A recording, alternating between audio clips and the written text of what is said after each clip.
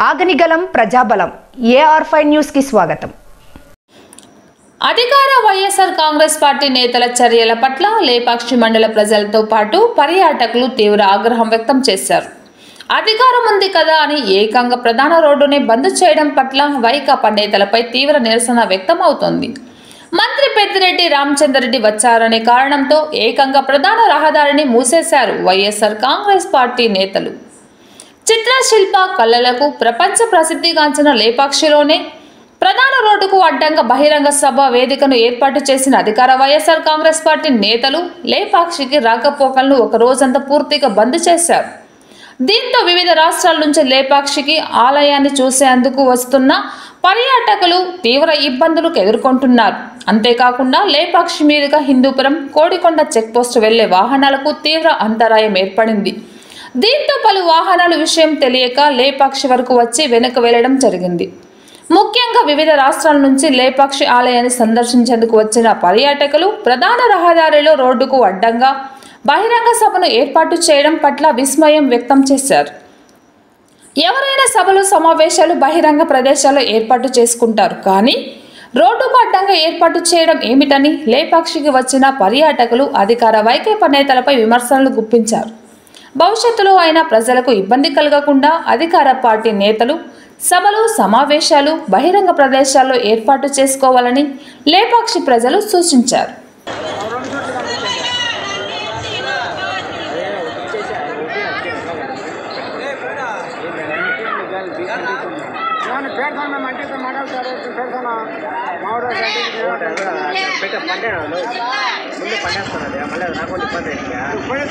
మైనారిటీలకు ఎక్కువగా కూడా ప్రాధాన్యత ఇచ్చి వారి కుటుంబాలను ఆర్థిక బలోపేతం చేయడానికి కృషి చేస్తూ ఉన్నారు. మహిళల పేరుటన ఇళ్ల పట్టాలు అందిస్తూ ఉన్నారు. రైతులకు మేలు చేస్తూ ఉన్నారు. జగనన్నకు ప్రజల్లో వచ్చే ఆదరణ చూసి ఓర్వలేక చంద్రబాబు నాయుడు గారు దుష్ప్రచారం చేస్తూ ఉన్నారు. చంద్రబాబు నాయుడు గారు అంటారు, సంక్షేమ పథకాల తమాషాలు ఆపాలి అని అంటారు. మహిళలకు ఇచ్చే సెంటు ఇల్లు స్థలం శ్మశానానికి తరమైతాయి అంటారు. చంద్రబాబు నాయుడు గారు మీరు ముఖ్యమంత్రిగా ఉన్నప్పుడు ఏ రోజన్నా కానీ ఎస్సీ, ఎస్టీ, బీసీ మైనారిటీలకు సంక్షేమ పథకాలు అందించిన దాఖలాలు ఉన్నాయా అని మేము అడుగుతా ఉన్నాం. బడుగు బలహీన వర్గాల వారికి రాజకీయంగా పదవులు ఇచ్చినటువంటి సందర్భాలు ఉన్నాయా అని మేము అడుగుతా ఉన్నాం. మీరు చేసే దుష్ప్రచారానికి ఎదిరించి ధీటైన నాయకుడు ఎవరైనా ఉన్నారంటే అది మన పెద్దలు, పూజ్యులు పెద్దిరెడ్డి రామచంద్రరెడ్డి సార్ గారని కూడా ఈ సభ ద్వారా తెలియజేస్తా ఉన్నా.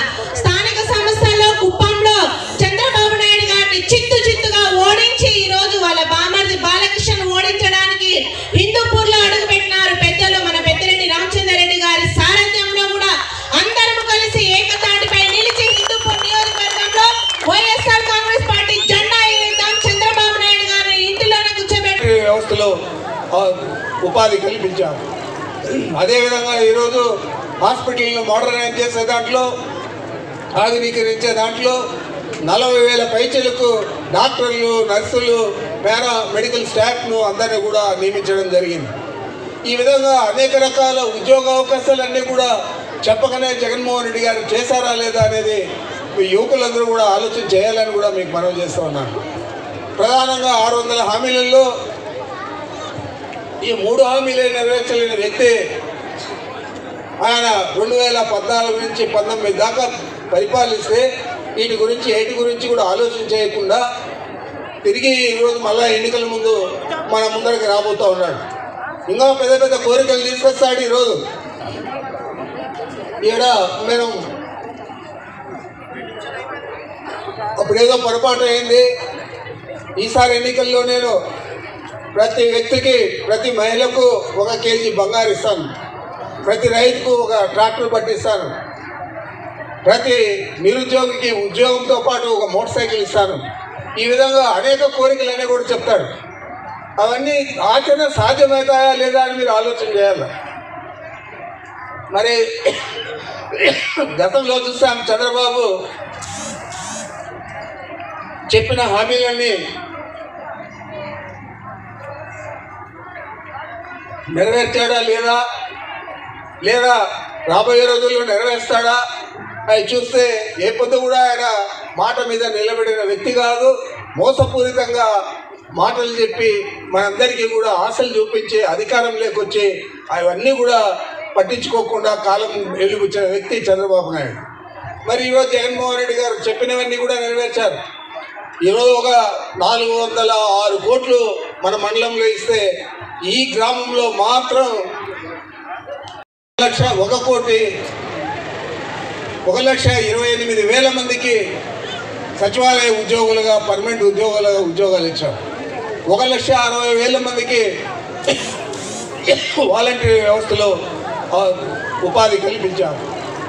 అదేవిధంగా ఈరోజు హాస్పిటల్ను మోడర్నైజ్ చేసే దాంట్లో ఆధునీకరించే దాంట్లో 40,000 పైచలకు డాక్టర్లు, నర్సులు, మెడికల్ స్టాఫ్ను అందరినీ కూడా నియమించడం జరిగింది.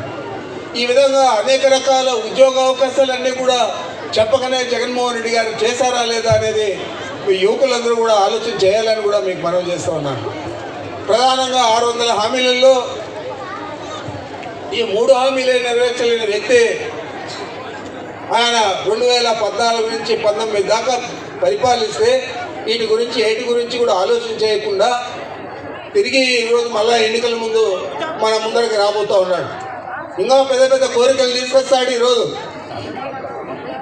ఈడ నేను అప్పుడేదో పొరపాటు అయింది, ఈసారి ఎన్నికల్లో నేను ప్రతి వ్యక్తికి, ప్రతి మహిళకు 1 కేజీ బంగారు ఇస్తాను, ప్రతి రైతుకు 1 ట్రాక్టర్ పట్టిస్తాను, ప్రతి నిరుద్యోగికి ఉద్యోగంతో పాటు 1 మోటార్ సైకిల్ ఇస్తాను. ఈ విధంగా అనేక కోరికలన్నీ కూడా చెప్తాడు. అవన్నీ ఆచరణ సాధ్యమవుతాయా లేదా అని మీరు ఆలోచన చేయాలి. మరి గతంలో చూసాం చంద్రబాబు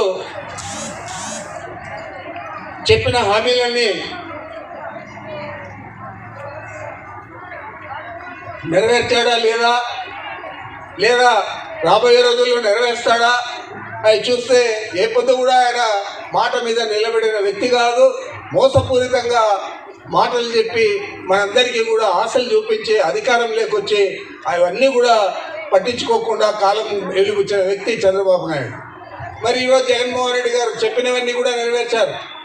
ఈరోజు ఒక 406 కోట్లు మన మండలంలో ఇస్తే ఈ గ్రామంలో మాత్రం 49,11